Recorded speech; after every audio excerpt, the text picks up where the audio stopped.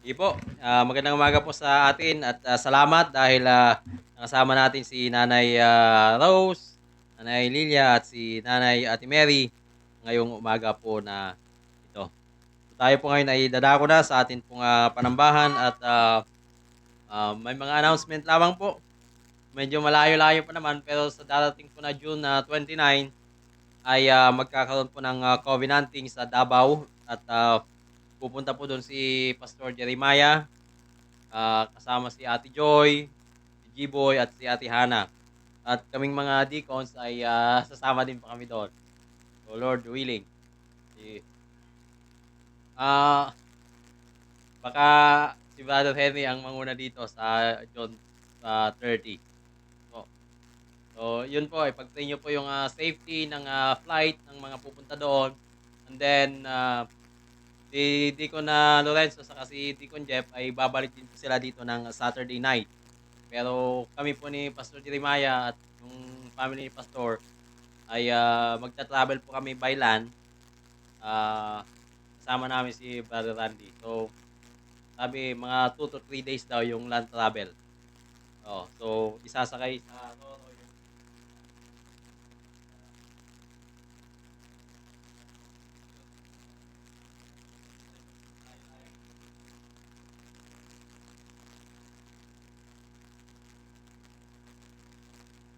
ayun. So, pag-pray niyo po yung pagpunta po doon. And then, ah wala pa naman. Sa June ay kwan din yun. Anniversary din na yun ng HTCBC and hopefully ay makasama po kayo. Doon po tayo siguro celebrate ng ating Lord's Day doon sa ah, PCU.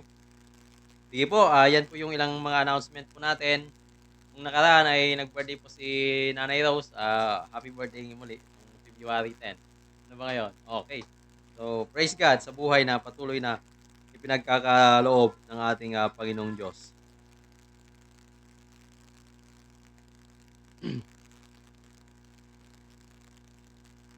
Sabi po dito sa awit 103, purihin mo ang Panginoon o kaluluwa ko at lahat ng nasa loob ko. Purihin ang kanyang banal na pangalan.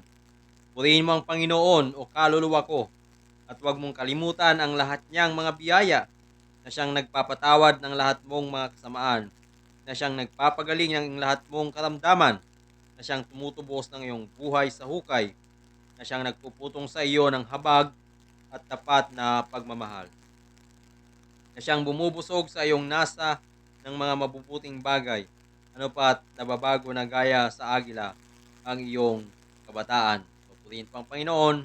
So, dito natin makikita na if we serve the Lord, sabi dito, ano pa't nababago na gaya ng sa agila ang iyong kabataan. So, kahit na tayo ay tumatanda, tayo po ay naka-anchor sa ating Panginoong Diyos.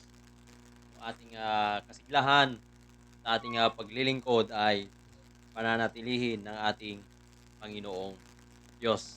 Tayo pong lahat ngayon ay tumayo at umawit po tayo ng isang himno. Sige bro, i-next mo.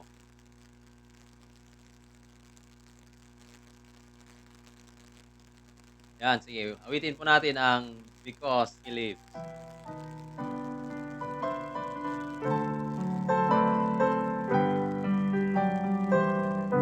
God sent His Son. They called Him Jesus. He came to love, heal and forgive. He lived and died to buy my pardon. An empty grave is there to prove my Savior lives. Because He lives, I can face tomorrow. Because He lives, all fear is gone. Because I know He holds the future, and is worth a living just because He lives. How sweet to hold a newborn baby and feel the pride and joy He gives. But greater still, the calm assurance this child can face uncertain days because He lives. Because He lives, I can face tomorrow. Because He lives, all fear is gone. Because I know He holds the future, and life is worth a living just because He lives. And then one day I'll cross the river, I'll fight life's final war with pain. And then as death gives way to victory, I'll see the lights of glory, and I know He lives. Because He lives, I can face tomorrow. Because He lives, all fear is gone. Because I know He holds the future, and life is worth a living just because He lives. Because I know He holds the future, and life is worth a living just because He lives.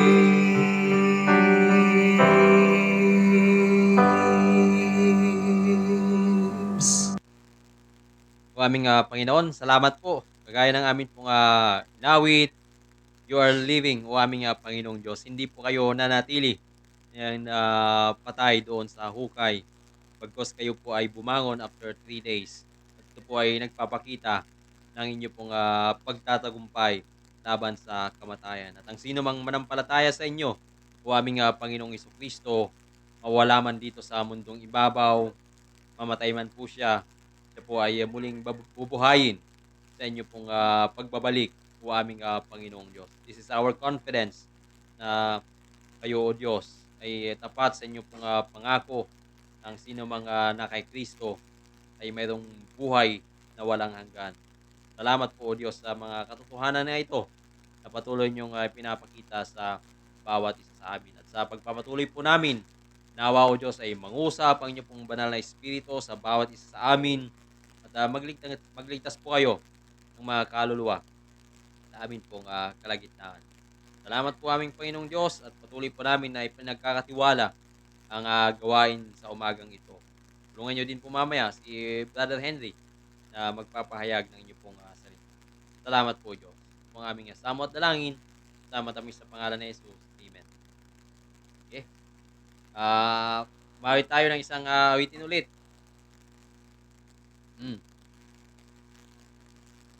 Yan. So, ang ating Diyos ay isang tanggulang matibay.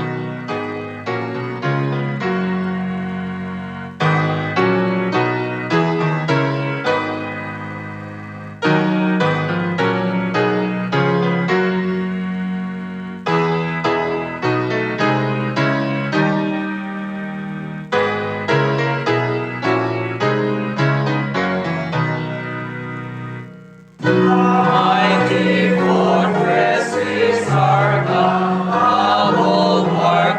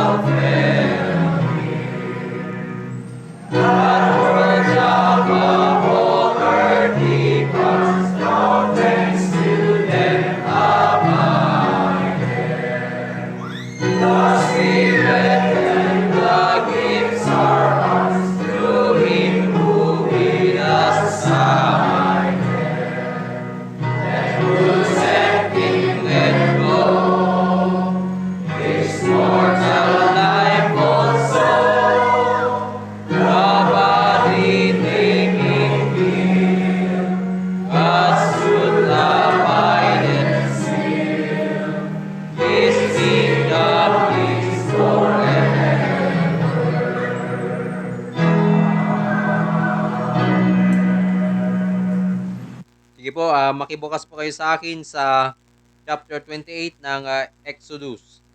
Exodus chapter 8 verses 1 hanggang sa 30. Sabi po dito, Exodus 28 verses 1 hanggang sa 30. Ilapit mo sa iyo si Aaron na iyong kapatid at ang kanyang mga anak na kasama niya mula sa mga anak ni Israel upang makapaglingkod sa akin bilang mga pari. Si Aaron at ang mga anak ni Aaron na sina Nadab, Abihu, Eleazar at Itamar. Igagawa mo ng mga banal na kasuotan si Aaron na iyong kapatid para sa kaluwalhatian at gandahan. Yan po.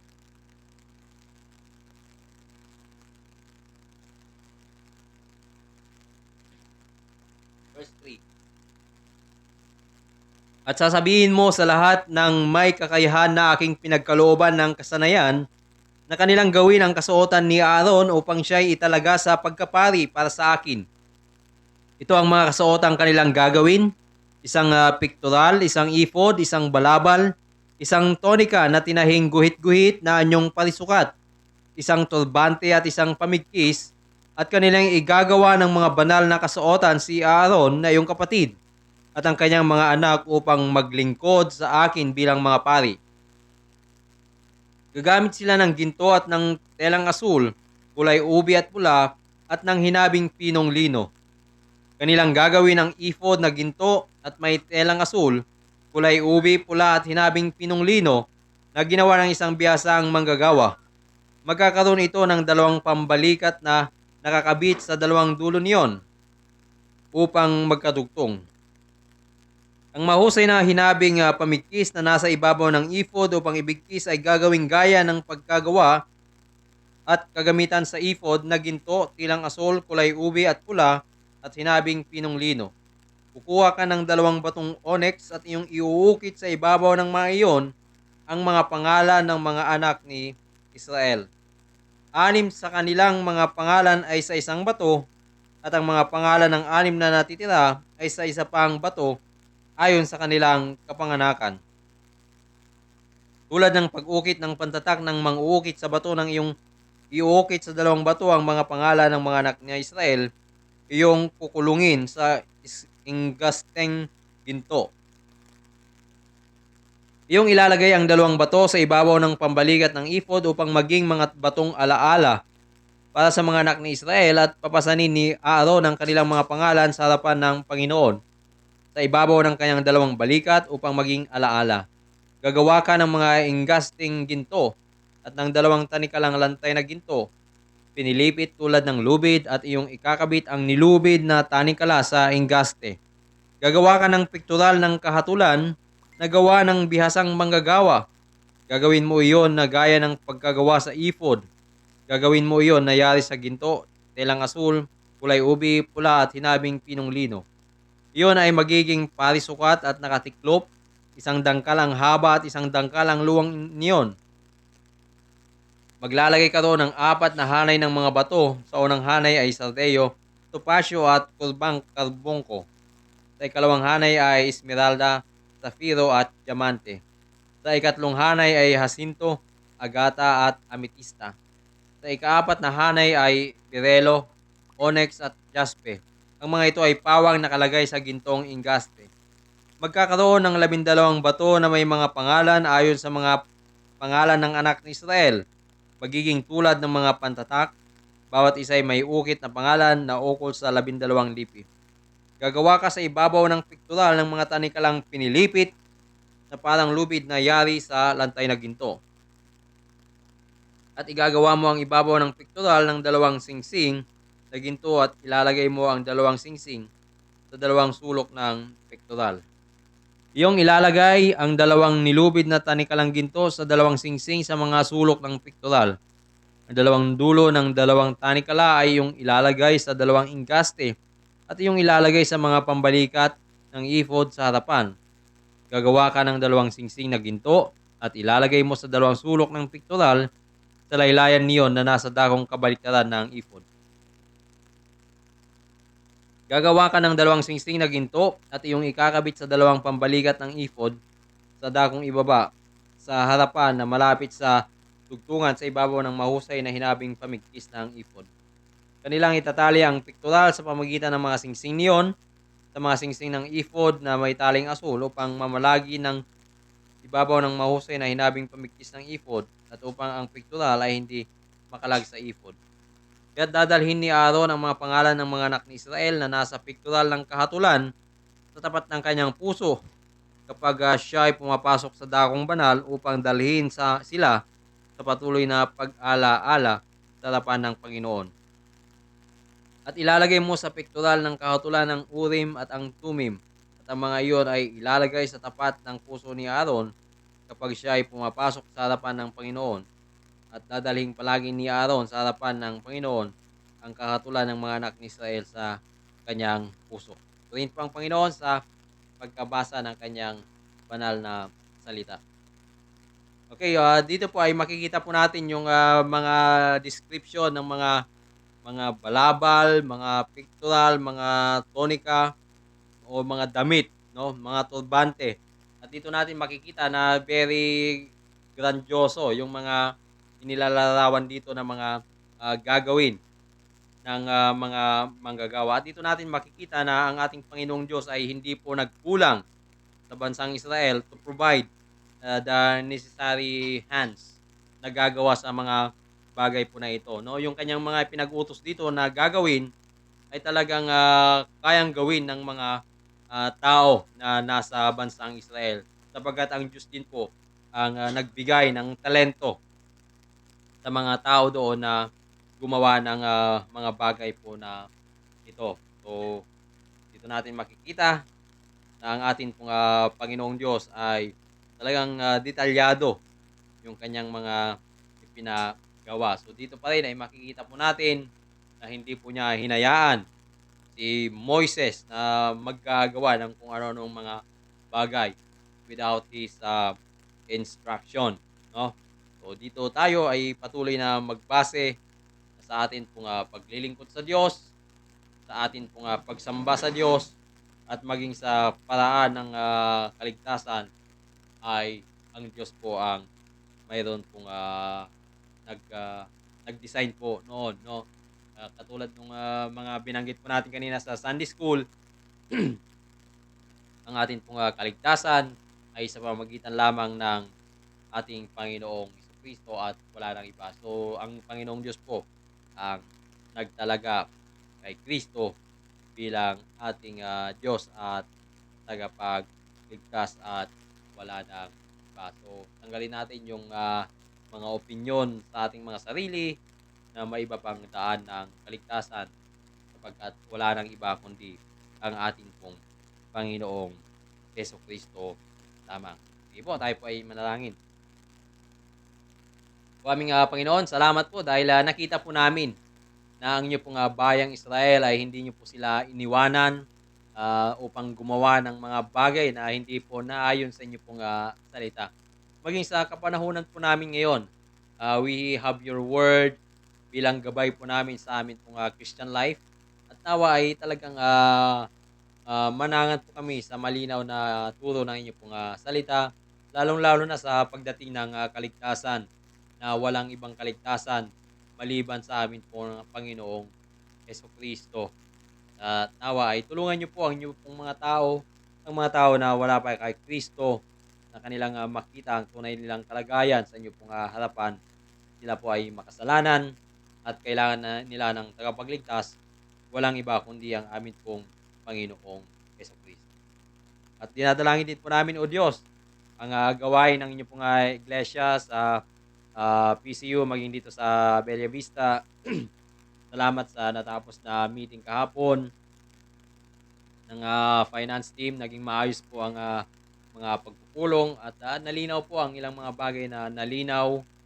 At salamat din maging sa Bible study sa Muriera Family sa 13 Martires.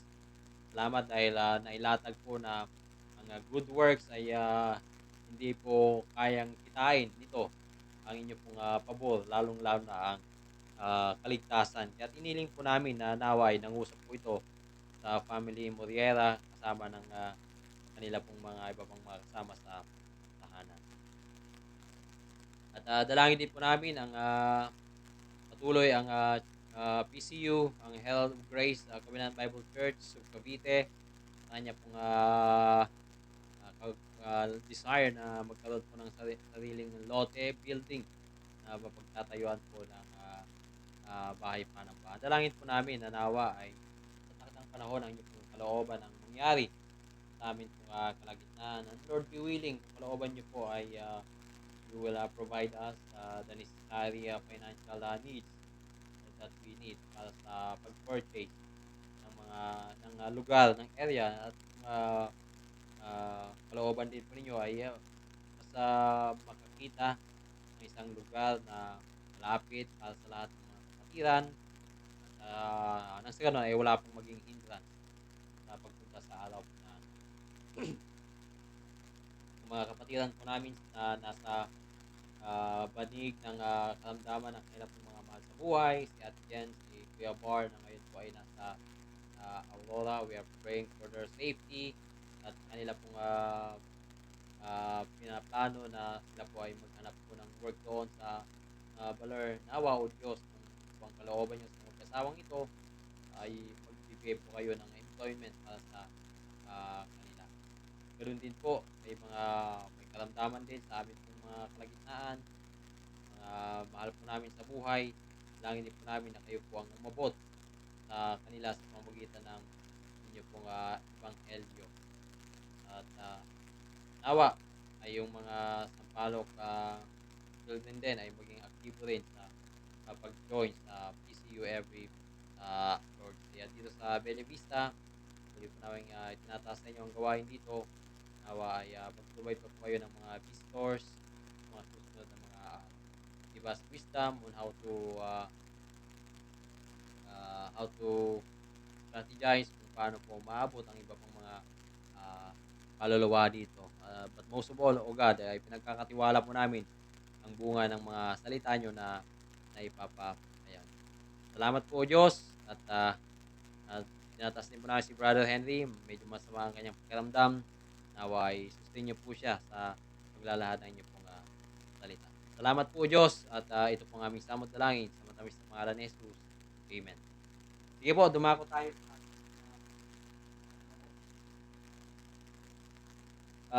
Come Thou Fount.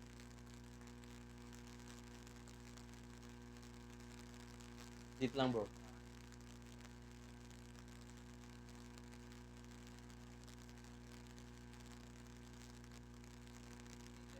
Tayo at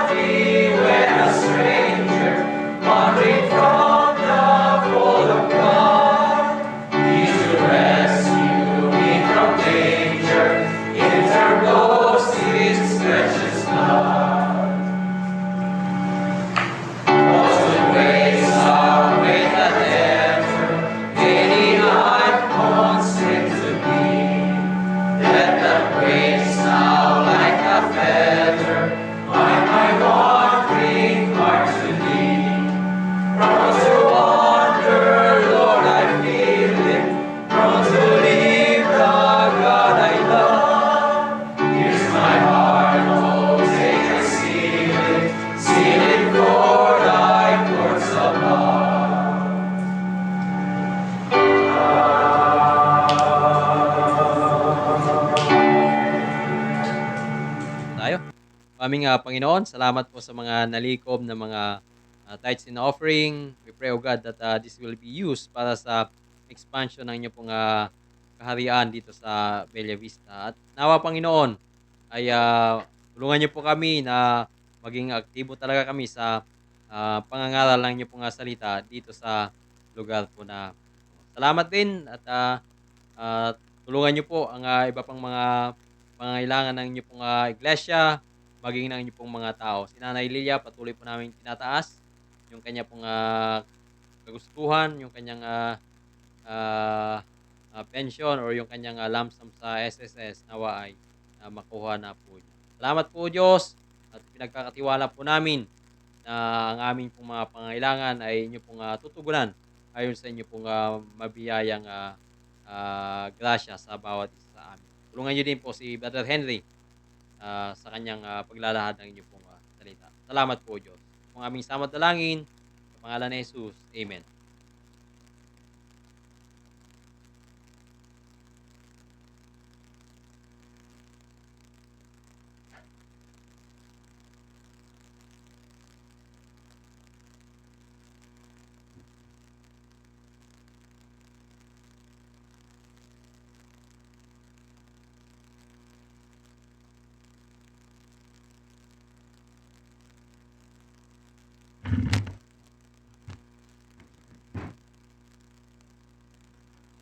Magandang umaga po sa ating lahat at tayo po'y muli nagpapasalamat sa Panginoon sa pribileyo na pinagkaloob niya upang bahagi ang kanyang ebanghelyo, ang kanyang salita sa araw po na ito. At sa ating pong nag-aaralan sa Aklat ng Lucas, saan po natin yung ating mga Biblia sa Aklat ng Lucas. Lucas 1, 14.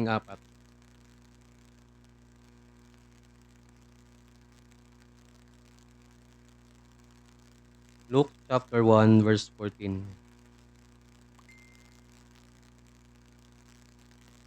Sabi po dito,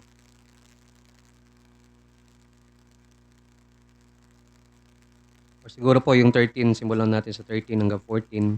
Subalit sinabi sa kanya ng anghel, huwag kang matakot, Sakarias, sapagkat pinakinggan ang panalangin mo at ang asawa mong si Elizabeth ay magsisilang sa iyo ng isang anak na lalaki at tatawagin mo siya sa pangalang Juan. Ikaw ay magkakaroon ng kaligayahan at kagalakan at marami ang matutuwa sa kanyang pagsilang. So yung pinaka-antipong teksto dito sa ating yung pinag-aaralan po natin yung verse 14. Sabi dito po, ikaw ay magkakaroon ng kaligayahan at kagalakan at marami ang matutuwa sa kanyang pagsilang. Tumutukoy po kay Juan. So, kaligayahan, kagalakan, katuwaan. So, yun po yung parang nabanggit, may pagkakapare-pareho po yung tatlo na ito. So, sa ating pong mga tao, gustong-gusto po natin yung mga bagay na ito. Pag sinabing kaligayahan, kagalakan, katuwaan. At marami pong kanya-kanyang paraan. Di ba? Para-paraan po yung mga tao para makamit lamang itong tinatawag na itong kasiyahan. So, depende po yun sa tao. Depende po yun sa tao kung paano at kung ano yung nagbibigay sa kanya ng kasiyahan. Nabanggit natin sa panalangin kanina, baka kay Nanay Lilia, yung kanyang pensyon ay makuha na. So, yung magbibigay din sa kanya ng kahit papano ay kaligayahan. At yung sa isang bata, para po sa isang bata, ano po ba yung nagbibigay ng kaligayahan kadalasan, di ba? Minsan kahit po may, di ba, kahit basura sa mata ng mga bata, nagiging kaligayahan nila yun ginagawa nilang laruan, di ba? Nagbibigay po ng kaligayahan sa kanila, di ba? Magugulat ka na lang may dala-dalang basura. Ito, parang may, di ba, ginawa pong laruan, so papakita sa'yo. Tapos sasabihin nila, pwede ba natin itong iuwi? So, nagugulat ka, ba't natin ito iuwi? Parang sa'yo, tingin mo ay isang basura. Pero sa kanila ay nagbibigay ito ng masaya na sila doon. Kumbaga mababaw po yung kaligayahan. So, kumbaga sa kanila ito ay kayamanan. Parang gano'n, kaya ito yung nagiging kanilang kaligayahan. Para naman po sa matatanda o medyo bata-bata, o ano po ba yung nauuso-uso ngayon? Parang nauuso po ngayon na mahilig din po kasi ako manood ng ng television, kaya pero pipiliin lang po yung mga pinapanood. Pero sa mga matatanda o medyo bata-bata, ano po ba yung nauso ngayon na nagbibigay ng kaligayahan? Nagbo-boost daw po ng confidence sa kanilang sarili. So, siyempre may kinalaman po yun sa appearance ng isang tao. At yung nauuso po ngayon, dito po sa ating bansa, siguro na-adapt din po yan sa ibang bansa, yung rhinoplasty na tinatawag, o yung pagpaparitoke o pagpapatangos ng ilong. So meron pong, kumbaga dati po, ito po ay nililihim, di ba? Parang di mahalata na ikaw ay nagpagawa. Pero ngayon po ay binablog pa raw po ito. So parang lantaran na, kumbaga nagiging pangkaraniwan na. Siyempre po nakaka-relate tayo mga Pinoy. Pagkat ang ating pong binigay, pinagkalob ng Panginoon na hindi naman po ganoon. Kumbaga, di ba, meron po sa isang awitin ng ating po mga ilong ay, hindi po ako nagsabi na. Pero hindi po tayo nasasaktan doon kasi yun po pinagkalob sa atin ng Panginoon. At sabi pa nga po ng mga doktor ay nagkakaubusan pa raw sila ng mga implants o yung fillers, yung nilalagay para operahan yung para tumangos. So nagkakaubusan po ng ganoon. Gawa na marami nga pong tumatangkilik ngayon ng mga procedure na ito. At meron pong isang lalaki doon na in-interview na yung kanyang kalagayan ay talaga pong maawa po kayo dahil itong beses na kinalikot yung kanyang pinagawa niya, yung kanyang ilong. So isipin niyo po yung sakit nun, di ba? Itong beses na, kumbaga siguro, una, pangalawa, okay na naman. Pero hindi pa siya nakokontento, di ba? Hindi daw siya masiyahan. Pagka nakita niya sa salamin, hindi pa siya masiyahan sa kinakalabasan. So papagawa na naman niya hanggang umabot ng 7 beses. At nagpapalit pa ng doktor kasi nga ganun po yung kanyang, kumbaga yun po yung tingin niyang magpapasaya sa kanya. Diba? So sabi po, kumbaga, meron din pong nagpagawa, maganda naman po eh. Pero mas pumangit pa kasi nga maganda na po siya eh. Kumbaga ginalaw pa. So paglilinaw lang po, hindi naman po natin pinopromote yung ganitong mga bagay na hindi rin naman po nating sinasabi na ito'y masama. Meron pong mga bagay talaga na gumagamit. Opo, kailangan makontento. Pero meron pong mga bagay na gumagamit din naman ng ganito. Halimbawa, kung ikaw ay artista, so hindi po na maaari pong gumamit siya ng ganoon, di ba? Hindi po natin masisisi bilang ang mukha niyang kanyang ginagawang panghanap buhay at meron siyang problema doon. Pero meron pong meron nga pong tanong meron pong payo yung isang pastor kasi meron pong nagtanong sa isang pastor, mingi ng counseling. So nagtanong yung isang tao patungkol sa ganitong mga bagay, yung pagpapaayos ng ilong. Kung okay ba yung mga ganito? Masama ba yung ganito? So payo ng isang pastor ay gawin mo yan siguro, sabi niya, kung dumating na sa buhay mo na ikaw daw ay hindi mo na kayang maligo sa ulan. Kumbaga, pag naliligo ka sa ulan, di ba, hindi naman po tayo nalulunod. Kung naliligo ka sa ulan ikaw ay parang nalulunod, hindi may problema. Kumbaga, pinapasukan ng tubig, kumbaga walang bridge, mga ganun. Parang ganun po. Yun siguro, pang-ayos yun. Baga, kailangan na ng reconstruction nun. O kaya, naliligo ka lang sa banyo, talagang hindi ka makapag-shower, talagang nalulunod ka. Pwede siguro yun ang payo ng pastor, pero meron po siyang pabiro patungkol doon. Pero yung nga po, ibig sabihin nun, makontento sa pinagkaloob ng Panginoon. Kung hindi naman yan pang kailangan kalikutin o gawin, hindi na po kailangan mga bagay noon. Yung contentment po sa atin, yun lang po yung kailangan para tayo po masiyahan. Masiyahan sa mga bagay na pinagkaloob ng ating Panginoon. Pero sa kagaya nga po ni Zacarias, alam po natin yung ating pinag-aaralan, bumalik po tayo sa ating topic. Hindi po yung rhinoplasty yung ating topic ngayon. Kundi ito kay Zacarias, matanda na si Zacarias, matanda na, baog pa. At sa kanilang mga kapanahunan, kung marinig niya si Zacarias, ilagay po natin yung sarili natin kay Zacarias, kung marinig natin sa bibig ng isang anghel na sinugo ng Diyos, ikaw ay magsisilang. Si Elizabeth ay magsisilang. So, magkakaanak. Sabi, di ba? Kumbaga sa magkakaanak ka. O kahit hindi po siya yung baog. Halimbawa si Elizabeth, matanda na at baog pa. At kahit naman din may kakayahan hindi baog si Elizabeth, kung siya naman ay matanda na, so wala na rin kakayahang magkaanak. Tapos sasabihin ng isang anghel na sinugo ng Diyos, magkakaanak ka. Di ba? Ano po kaya yung mararamdaman mo? Tiyak merong kaligayahan, merong kagalakan. Pinag-usapan po natin dito yung kaligayahan ng tao sa mga bagay-bagay dito sa mundo na biyaya rin po ang mga mabubuting bagay na gagaling din po sa Panginoon. Nagbibigay ng kaligayahan at kagalakan sa isang tao. Kumbaga nga po raw sa pelikula, 'di ba? Sasabihin ng babae sa isang lalaki, may sorpresa ako sa iyo, sasabihin niya sa kanyang asawa, 'di ba? Magiging tatay ka na. May tiyak po magsisigaw 'yon at 'di ba? Magtatatalon sa tuwa.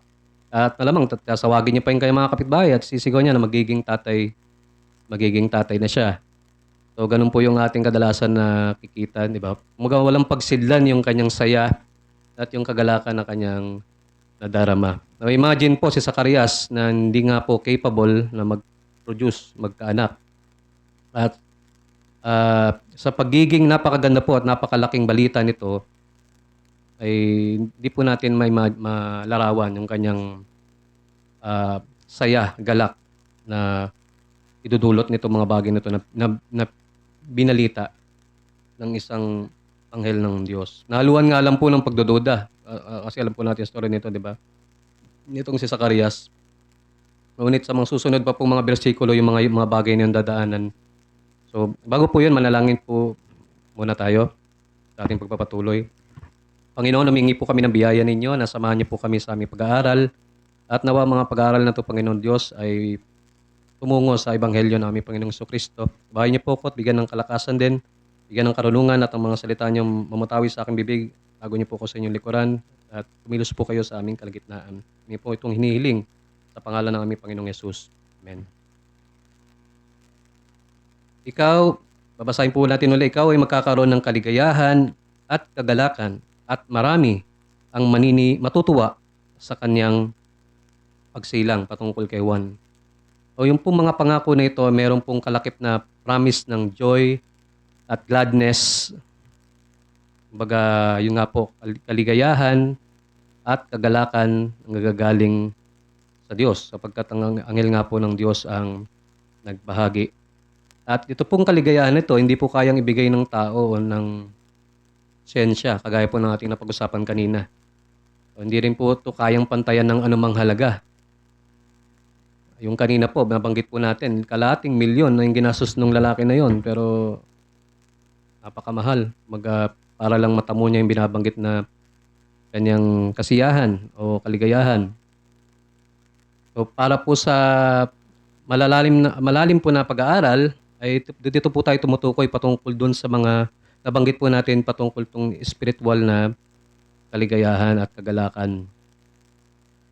Sa kalagayan pong tao, gaya ng ating sinabi na naranasan po ni Zacarias, ay hindi lang po tayo tiyak yung sasang-ayon patungkol sa kaligayahan, kagalakan na kanyang nadarama. Meron po mga sa Biblia na nalalaman po natin na sasang-ayon din tiyak sa, kumbaga marirelate po sila o nakaka-relate po sila sapagkat nangyari din sa kanila mga bagay na ito. Halimbawa po si Abraham sa Lumang Tipan. Sa Genesis chapter 17 verse 15, maaari po natin buksan. Genesis chapter 17 verse 15.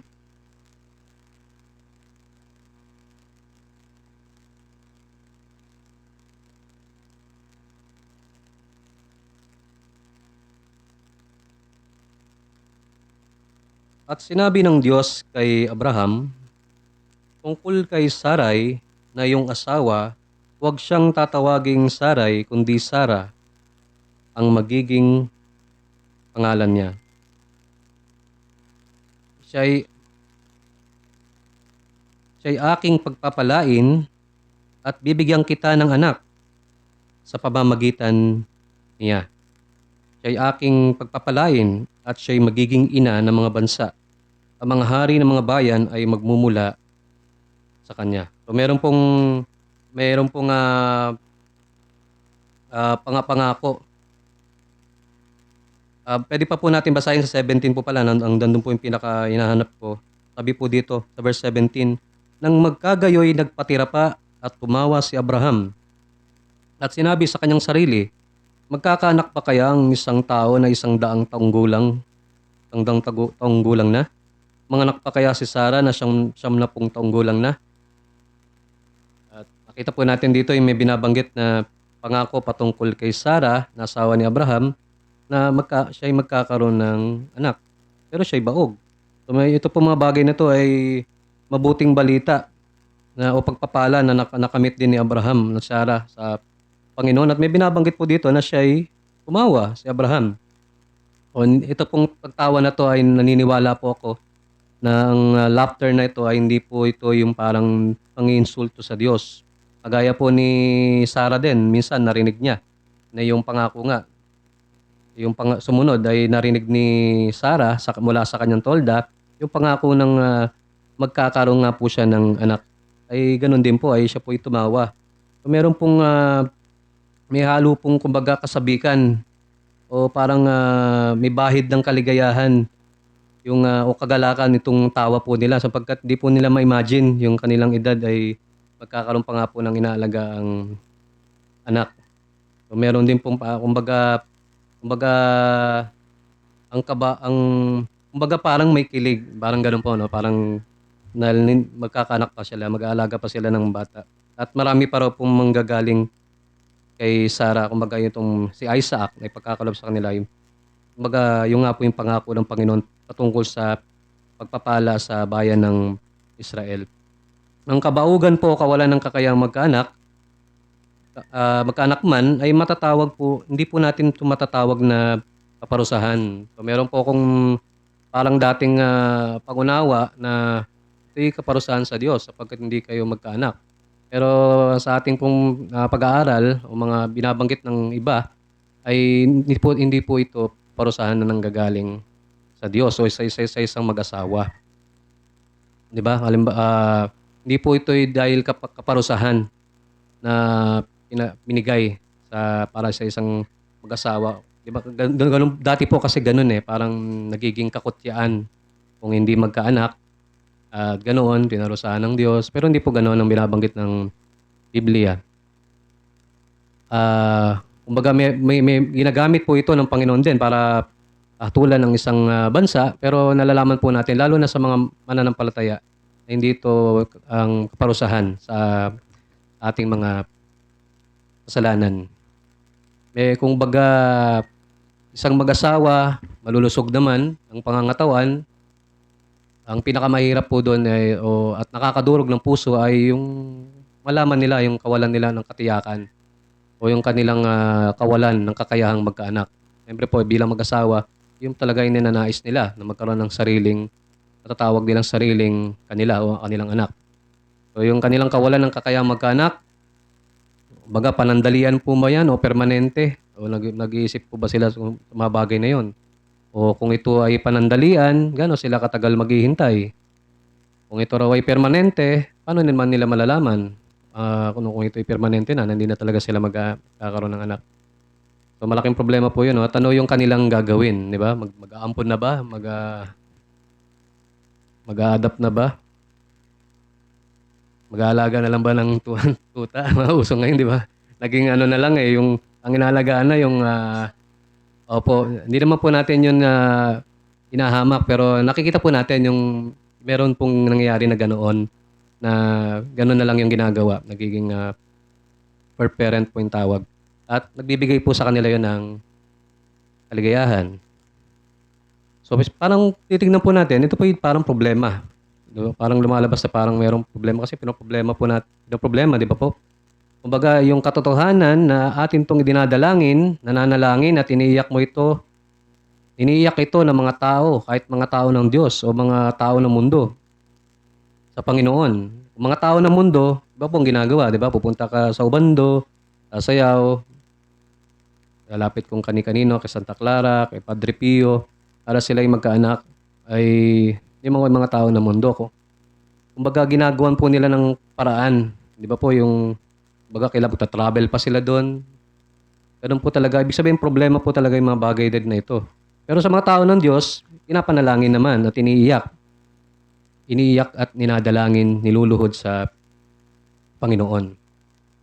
Ito po ay kinakailangan nila at syempre po nalalaman natin na ito ay bumabagabag din sa kanila. Hindi na po natin ito bubuklatin pero sabi po si Isaac na naging anak ni Abraham ay ganun din yung naging kalagayan ng kanyang asawa na pangasawang si Rebecca. Baog din.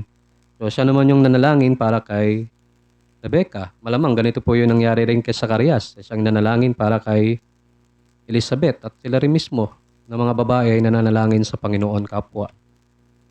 Meron po si Raquel, asawa naman po ni Jacob. Ganun din. Siya ay dumalangin sa Panginoon. At tumiling ako siya ay nagpuri. Nagpasalamat sa Panginoon nung siya ay pinagkalooban ng anak sapagkat hindi siya magkaanak-anak. Ibig sabihin, nilalapit at dinadalangin at iniiyak niya rin to sa Panginoon. Nakakatanggap sila ng kakutyaan, kagaya po ng binanggit natin kanina, at ito'y bumabagabag sa kanila. Meron pong isang halimbawa sa unang Samuel, 1 Samuel chapter 1, verse 6. Unang Samuel, maaari po natin buksan sa unang Samuel, chapter 1, verse 6, patungkol kay Elkanah at ang asawa niyang si Ana. Na si Ana hindi rin magkaanak sapagkat siya baog. Sabi po dito, siya ay labis na ginagalit ng kanyang kaagaw upang inisin siya. So, meron po talagang kakutsaan, di ba? Binabanggit po natin kanina. Sapagkat sinarhan ng Panginoon ang kanyang bahay bata. Gayon ang nangyayari taon-taon. Doon lang po pala. Sapagkat sinarhan ng Panginoon ang kanyang bahay bata. Si Ana na asawa ni Elkanah. At meron pa po sa 1 Samuel, doon din po, verse 10. Pag pinorward po natin sa verse 10, unang Samuel 1:10. Si Ana ay labis na nabagabag at nanalangin sa Panginoon.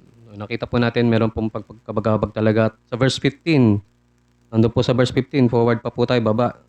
Hanggang 18, sabi dito, ngunit sumagot si Ana, hindi Panginoon ko. Si Eli po yung kausap niya nito. Hindi Panginoon ko, ako'y isang babaeng lubhang naguguluhan. Sapagkat ang tingin nga po ni Eli sa kanya, isang babaeng nakainom at napupunta doon sa templo. Pero hindi niya po alam, ito pala si ay talagang bagabag at balisa. Dumadalangin at umiiyak sa Panginoon patungkol nga sa kanyang kalagayan. Kaya sabi niya kay Eli, hindi Panginoon ko, ako isang babaeng lubhang naguguluhan. So, meron kanina nababagabag, naguguluhan. Hindi ako nakainom ng alak o inuming nakakalasing. Kundi aking ibinubuhos ang aking kaluluwa sa harapan ng Panginoon. Huwag mong ituring na babaeng hamak ang iyong lingkod sapagkat ako'y nagsasalita mula sa aking malaking pagkabalisa at pagkayamot. Nang magkagayo sumagot si Eli at sinabi, humayo kang payapa at ipagkaloob nawa sa iyo ng Diyos ng Israel ang kahilingan na idinulog mo sa kanya. At sinabi niya, makatagpo nawa ang iyong lingkod ng biyaya sa iyong paningin. Sa gayoy nagpatuloy ng kanyang lakad ang babae at kumain at ang kanyang mukha'y hindi na malungkot. So nakita po natin yung mga dinulot ng pagiging balo. Kaya talaga pong masasabi natin na ito'y isang problema na kinakaharap ng isang babae o isang lalaki o kaya bilang mag-asawa. Yung mga bagay po na ito, hindi natin maihiwalay nga po sa bunga ng ating mga kasalanan. Nung nilikha ng Diyos ang mga tao, sabi niya, kayo'y magkaroon ng mga anak at magpakarami. Punuin ninyo ang lupa. Sabi ng Genesis 1 verse 28. Tapos ganito, hindi makabuo kahit isa. So meron pong problema, di ba? Baga, hindi po ganun yung disenyo ng Panginoon. Baga, ang dinisenyo ng Panginoon ay magiging fruitful. Meron ka kaya mag-anak talaga. si Eve at si Eve, kay Adan, at yung mga mga mga salinlahi pa sa hinaharap. Ngunit dahil nga po sa kasalanan, kita po natin yung bunga ito ng mga kasalanan bilang nagkaroon na ng nalalaman po natin, 'di ba, yung nagiging patay na yung katawan, nagkakaroon ng damage. Yung mga cells, yung mga pati yung sa ating reproductive nagkakaroon na ng problema. So, hindi naman po sa lahat. Pero yan po yung maaaring maging dahilan mga bagay na ito. Ngunit para po kay saserdoteng Zacarias, talagang ito ay magdudulot ng kaligayahan naman. Babalik po tayo sa sinabi ng anghel ng Panginoon sa kanya. At dobling kaligayahan at kagalakan. Sapagkat, sabi ng Panginoon sa kanya, sapagkat sa kanila ay isisilang ang sanggol na si Juan. At nalalaman po natin na si Juan ay hindi isang ordinaryong bata. Si Juan ay ang unang propeta na tinawag ng Diyos.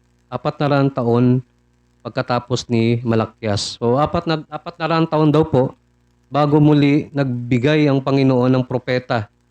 Alam po natin yung trabaho ng propeta, di ba po? Yung kakusapin ng Panginoon, yung mga tao, at babahagi niya yung salita doon sa propeta. So, 400 taong walang ganun. So, yung mga tao, yung mga Israelita, sila yung malamang nananalangin sa Panginoon. Pagkat napakahirap po ng kalagayan na ganoon, na sila ay hindi kinakausap ng Diyos. At ngayon ay merong pangako, nalalaman nila na ipinangako ng isang propeta, darating 400 taon, at ito, dumating na po si Juan, na ipapanganak ni Elizabeth, na isang propeta ng Diyos. At ang pagdating daw ni Juan Bautista ay hinulaan ng isang propeta. 400 taon, bago nga po nagkaroon ng propeta mula kay Malakias. Pero itong yung propesya kay Juan ay 700 taon na raw po bago po ito naisulat na. 700 taon at ito'y naganap sa kapanahunan ni Zacarias o ni Elizabeth. Sa Isaiah, 4 na po. Ang babasa raw po natin sa Book of Isaiah, chapter 40. Buksan po natin sa Isaiah, chapter 40, verse 3 to 5. Sabi po dito, ang tinig ng isang sumisigaw, ihanda ninyo sa ilang ang daan ng Panginoon. Tuwirin ninyo sa ilang ang lansangan para sa ating Diyos. Bawat libis ay mataas at bawat bundok at burol ay mababa. Ang mga bako-bako ay matutuwid at ang mga di pantay na dako ay mapapatag. At ang kaluwalhatian ng Panginoon ay mahahayag at sama-samang makikita ng lahat ng laman. Sapagkat sinalita ng bibig ng Panginoon. O yung mga propesya po patungkol kay Juan, tagapagbautismo. So si Juan po ay isa sa binabanggit ng, kumbaga isa po siya sa pinakamahalaga at pinakakilalang tauhan sa Biblia, kahit mga bata. Isang espesyal na kinatawan, pinili para ipayag ang pagdating ng ating Panginoong Jesucristo. At para ihanda rin, sabi po dito, isang propeta, sabi sa Lucas chapter 1 verse 76, na maghahanda ng daraanan ng Panginoon. So ang pagsilang ni Juan ay pangako na may kakambal pong isa pang pangako ng tagapagligtas. Sapagkat si Juan nga po yung maghahanda ng daan ng isang tagapagligtas sa Mesiyas, wala pong iba yun kundi si Jesucristo. So talaga pong doble-doble ang kagalakan na hatid nitong unang balita ng kapanganakan ni Juan. At sabi po ng binasa po natin yung ating teksto, magdudulot ito ng katuwaan sa marami. Para sa mga magulang ni John o para sa mga magulang ni John na nakarinig, para sa mga Israelita, lahat ng Israelita, kahit sa lahat ng mga Hentil, kahit kay Abraham, na ninuno pa nila. Ito po yung nauna pa, di ba, si Abraham. Pero ay nasumpungan niya rin po itong binabanggit na kagalakan. Kanina po binanggit na pag-usapan natin yung kagalakan niya sapagkat siya ay magkakaanak. Pero yung kagalakan po na ito ay binabanggit po natin kagalakan na spiritual. Baga meron pong dalawang kagalakan na tayo pinag-aaralan. Kagalakan na binibigay ng mundo, temporal, hindi permanente, at yung kagalakan po na spiritual upang eternal, ay patungkol po yon sa kaligtasan o patungkol kay Jesucristo. Sabi po sa John chapter 8, sabi po sa aklat ng 1:8, ito po yung binabanggit na kagalakan ni ni Abraham. Malalaman po natin, nauna si Abraham, di ba po? Pero siya po ay nakatingin doon sa pangako din ng tagapagligtas, ng Mesiyas. Meron po kasing parang mga turo na si Abraham ay naligtas, pamagitan kasi nung ginawa niya. Baga sinubok siya ng Panginoon, inalay niya si Isaac, handa niyang ialay sa Panginoon, at pumasa siya dun sa pagsubok ng Panginoon, kaya po siya naligtas. Pero hindi po ganoon. Si Abraham at ang lahat ng tao kahit sa lumang tipan ay naliligtas po sa pamamagitan lamang ni Jesucristo. Pananampalataya kay Jesucristo. Nakatingin po siya doon sa ipinangako na tagapagligtas sa hinaharap, si Jesus. Sabi po sa John chapter 8 verse 56.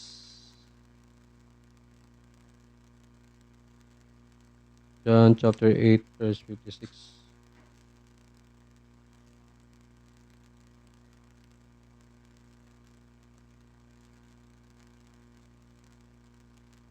Sabi po dito, nagalak ang inyong amang si Abraham na makita niya ang aking araw. Nakita niya ito at siya'y nagalak. O si Jesus po yung nagsasalita patungkol dito.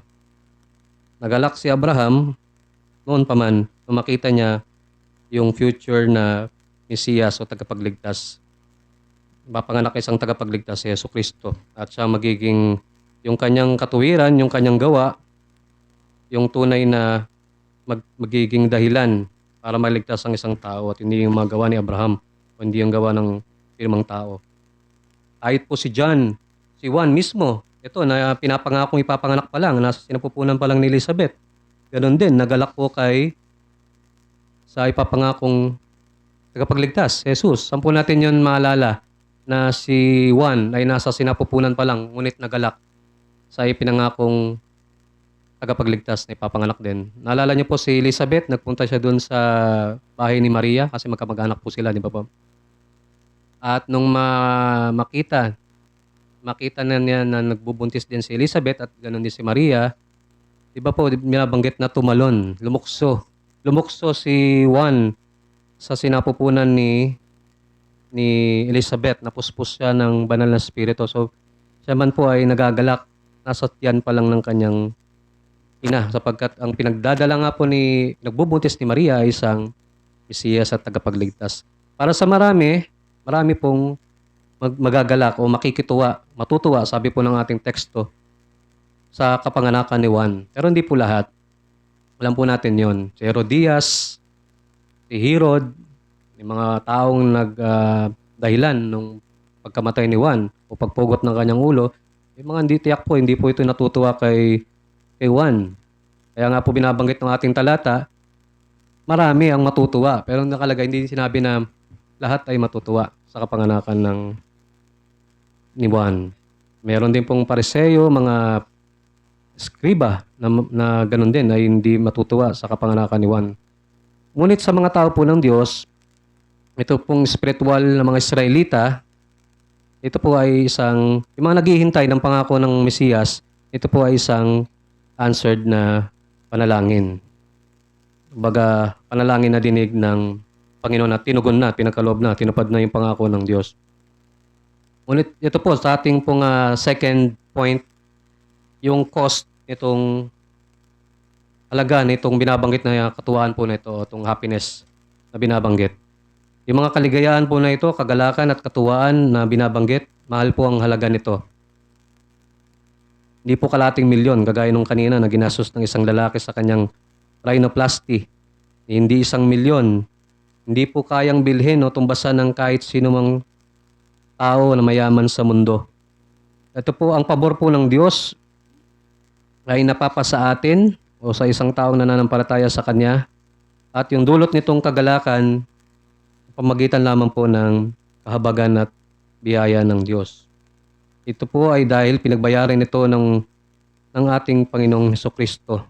Merong kagalakan tayong tinatamasa sa mga nanampalataya sa Kanya, kagalakan at kasiyahan, katuwaan, ngunit nalalaman po natin, ito ay pinagbayaran ng kalungkutan at kapigatian ng paghihirap ni Hesukristo doon sa krus ng Kalbaryo. So, kaya may magtatanong po, di nalulungkot pala ang Diyos. Pero hindi po ganun yung ating tinuturo. Yung ating pong paglalarawan binabanggit dito. Yan ang tuturo po ng ganun kahit yung iba. Kahit sa mga bata, mga kinder, dinadaan lang po sa mga children's stories. Pero imagine, malilit pa lamang po ito, natuturuan na sila ng ganito mga bagay ng kaisipan ng kamalian patungkol sa ating Diyos. At talaga minsan, natsyempohan ko ay, merong pong kwento, di ba? Si Malakas at si Maganda. Si Bathala raw ay malungkot. Tinutukoy nila sa Diyos.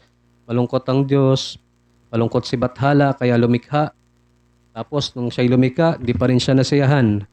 Malungkot pa rin siya, kaya lumikha na naman siya ng mga karagdagan na creation niya. So, para pong kagaya lang nung kanina, yung may problema dun sa kanyang ilong, hindi siya nasiyahan, paggawa na naman. Parang pong inalintulad sa isang tao na walang kasiyahan. Hindi po ganon yung ating Panginoon. Mag-ingat po tayo doon. At hindi po yan ang tinuturo ng ating Biblia. Kundi ang mga bagay po na ito na dinadas ng ating Panginoong Jesucristo, yung mga kalungkutan, bilang nalalaman po natin na siya ay naging tao. Bilang sumalo ng puot at galit ng Ama, ng Diyos, yung sa krus po ng Kalbaryo. Sabi po sa Isaiah 53 verse 3, ang ating Panginoong Jesucristo, ang Mesiyas, ay ina-identify siya bilang man of sorrows or suffering o pag-iirap, kalungkutan. So, hindi po mahalin tulad sa pagdurusa mo, ibigan o kapatid o kahit sino mang tao yung mga bagay na pinagdusahan ng ating Panginoong Jesucristo. Tayo ay nagkakasala at tayo po ay nagdurusa. Para po sa ating, ito pong Isaiah 52, bagaman mahaba, pwede po nating basahin kapag ito po ang tumutukoy sa kabuuan ng paghihirap at pagdurusa ng ating Panginoong Jesucristo. Isaiah chapter 53,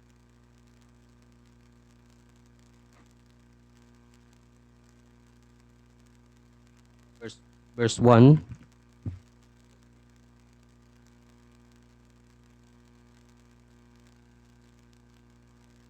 Po pala, 52 verse 13, sabi dito, ang nagdurusang lingkod ng Panginoon.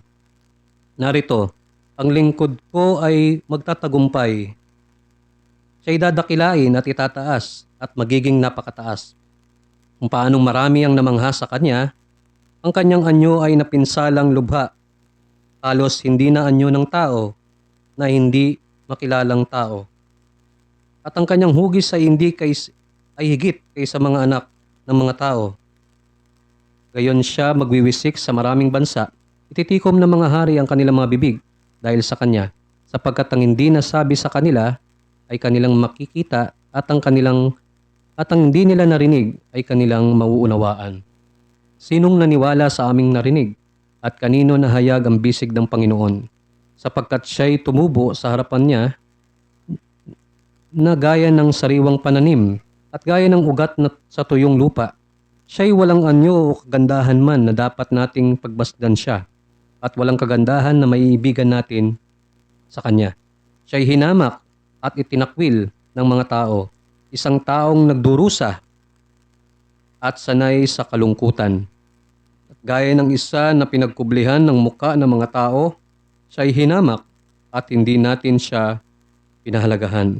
Tunay na kanyang pinasan ng ating mga karamdaman at dinala ang ating mga kalungkutan. Ngayon may ating itinuring siya na hinampas, sinaktan ng Diyos at pinahirapan. Ngunit siya'y nasugatan dahil sa ating mga pagsuway. Siya'y binugbog dahil sa ating mga kasamaan. Ipinataw sa kanya ang parusa para sa ating kapayapaan at sa pamamagitan ng kanyang mga latay ay gumaling tayo. Tayong lahat ay gaya ng mga tupang naligaw, Bawat isa sa atin ay lumihis sa kanyang sariling daan at ipinasan sa kanya ng Panginoon ang lahat nating kasamaan. Siya'y inapi at siya'y sinaktan, gayon may hindi niya ibinuka ang kanyang bibig. Gaya ng kordero na dinadala sa katayan at gaya ng tupa na sa harapan ng mga manggugupit sa kanya ay pipi, kaya't hindi niya ibinuka ang kanyang bibig.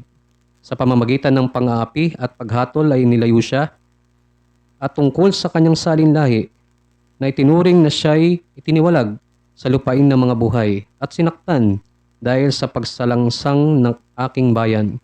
Ginawa nila ang kanyang libingan na kasama ng masasama at kasama ng isang lalaking mayaman sa kanyang kamatayan. Bagaman hindi siya gumawa ng karahasan o walang anumang pandaraya sa kanyang bibig, gayon may kinalugdan ng Panginoon na mabugbog siya. Kanyang inilagay siya sa pagdaramdam. Kapag gagawin niya ang kanyang kaluluwa bilang handog pangkasalanan, makikita niya ang kanyang supling, paabayin niya ang kanyang mga araw, at ang kalooban ng Panginoon ay uunlad sa kanyang kamay. Kanyang makikita ang bunga ng paghihirap ng kanyang kaluluwa at masisiyahan sa pamamagitan ng kanyang kaalaman. Aaring ganap ng matuwid kung lingkod ng marami at papasanin niya ang kanilang mga kasamaan. Kaya't ahatian ko siya ng bahagi na kasama ng dakila at kanyang hatiin ang samsam na kasama ng malakas, sapagkat kanyang ibinuhos ang kanyang kaluluwa sa kamatayan at ibinilang na kasama ng mga lumalabag, gayon may pinasan niya ang kasalanan ng marami at namagitan para sa mga lumalabag. Makita po natin si Jesus ay hindi tayo nagkakasala at tayo po'y nagdurusa, ngunit si Jesus ay hindi kailanman nagkasala. Makita po natin yung paghihirap, suffering, pagdurusa, kalungkutan ng ating Panginoong Jesucristo at ang kapalit po ito ng kaligayahan na nadarama mo ngayon, kapatid, na nasa Panginoon. O yung kamatayan ng ating Panginoong Jesucristo, kung ating pong i-eksakto, itong suffering at sorrow na ito, patungkol to sa kamatayan na dinanas ng ating Panginoong Jesucristo. Siya ay unang nagdusa na iniwan ng Panginoon, ng Diyos, yung kaluwalhatian ng langit, na kasama niya doon ang kanyang Ama, ang Diyos Ama, ngunit nilisan ng ating Panginoong Jesucristo. At bumaba dito sa lupa, namuhay bilang tao, nagdusa, kasama ng mga tao na tunay na makasalanan. Ngunit ang ating Panginoon, nalalaman po natin na hindi siya kailanman nagkasala. Nakaranasan niya magutom, mauhaw, at kapagod gaya ng tao. At pinagdusahan din po niya o sinapit din ang puot ng Diyos, ng Ama, bilang sin bearer ng bawat mga tao niya. At sino po ba sa atin daw ang makakaunawa ng mga kalaliman ng mga bagay na ito, ng mga dinanas? Kumbaga sabi po dito, who of us could ever understand the depths of what His righteous Spirit suffered as He lived among us? Tayong pong mga fallen humanity. At sabi po dito sa ating pagtatapos, ating pong focus ay doon sa final na, kumbaga yung ating pong binabanggit dito, yung ang Panginoong Jesucristo ay binayaran po lahat ng ating Panginoong Jesucristo. Kinuha lahat ng ating Panginoong Jesucristo. Meron pong kanta na Jesus paid it all. Yung pain, yung pagdurusa, na para sana sa iyon, kapatid, kung ikay nanampalataya sa Panginoon. Ngunit, kumbaga, na-achieve mo yung kagalakan o yung katuwaan na binabanggit dito na permanente o eternal. Yun po ay dahil sa mga ginawa na pagbabayad o pag-ako ng ating Panginoong Jesucristo. At hindi po yun kapirasong laman yung nasugatan sa Kanya. Hindi po gapatak na dugo yung nawala sa ating Panginoong Jesucristo. Kagaya po ng ating mga binasa kanina sa Isaiah chapter 53. Ang lahat ng Kanya, ang buo niyang katawan, inabayubay doon sa krus ng Kalbaryo. Ang dugo ng ating Panginoong Jesucristo ay dumanak doon sa krus ng Kalbaryo na may kasamang kahihiyan upang pagbayaran ng kasalanan ng mga tao niya, ng marami. ng sanlibutan. At hindi ba ito yung magiging katuwaan mo sa iyong kaibigan na merong ganitong ebanghelyo, merong ganitong mabuting balita, kagaya ni Zacarias, na nawa ay ikaw ay matuwa, ikaw ay lumukso, ikaw ay magalak sa dakilang kaligtasan na ito na pinagkaloob o binalita sa iyo ng Diyos ngayong umaga at ang binabanggit ng kanyang salita sapagkat ang Diyos ay dumating para iligtas yung mga makasalanan dito sa mundo kagaya ko at kagaya mo kaibigan. Mapit ka sa ating Panginoong Jesucristo at wag mo na yon paliban o pagpabukas. Tayo po'y manalangin. Aming Panginoon, nagpapasalamat po kami sa lahat ng tulong ninyo. Nawa ang ebanghelyo ng aming Panginoong Jesucristo ang tunay na nangibabaw at tumatak at tumugat at tumanim sa aming mga puso. At makita namin ang kagandang loob po ninyo, ang mga hindi nyo pinababayaan ng mga tao. Tunay na karapat-dapat na hindi nyo napansinin yung mga tao, hindi kami karapat-dapat na inyo pong pansinin o lingapin pa, ngunit ang inyo pong mga pangako ay tapat, ang inyo pong mga salita, Panginoon, ay tapat. At kayo, Panginoon, na Diyos na tapat at Diyos na maibigin at patuloy na nagliligtas ang mga makasalanan sa apoy na walang hanggan. At nawa, dalangin po namin ang makapangyarihang pagkilos ng inyo pong banal na Espiritu sa aming kalagitnaan. Sa mga nakakarinig po nito, kahit sa online, ay inyo po ang papurit, kaluwalhatian sa makapangyarihang pangalan ng aming Panginoong Yesus. Amen.